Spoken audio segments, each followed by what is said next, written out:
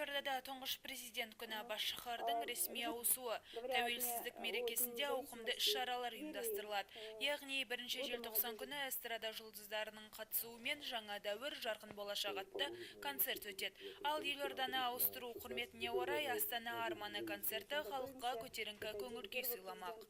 Театрларымызда өз бағытта жұмыстарын істеп жатыр. Солардың арасында мысалы біздің мемлекеттік академиялық музыкалық қазақ драма театрымыз Қалибек Қуанышбаев атындағы өзінің 2 премьерасын дайындалып жатыр. Осы желтоқсанда бұл премьералар келушілердің көңілінен шығады деген үміттеміз.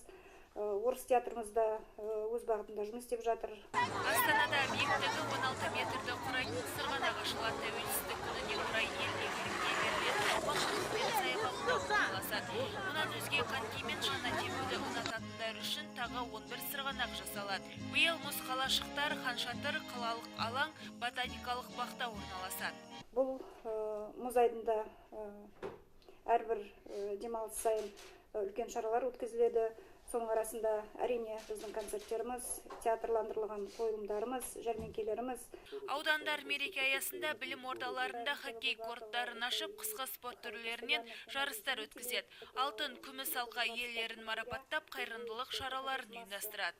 Ауданымызда өзі шағын отбасыдан тұратын жетім қалған 330 балаларымыз бар. Сол балаларды бүгінгі күні біздің аудандағы кәсіпкерлердің қолдауымен осы 16 желтоқсанға арнайы барлық киім-кешектермен, сыйлықтармен қамтамасыз етеміз деп ойлап отырмыз.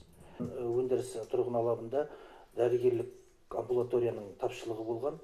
Биыл соны жазда іске қолға алып бастап едік.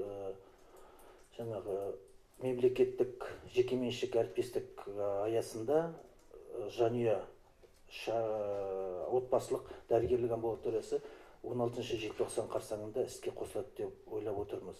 2019 жастар жылы деп белгіленуіне орай Астанада дарын мемлекеттік жастар сыйлығының иегері Серік Ибрагимовтың ән кеші 25 қараша күні өтеді.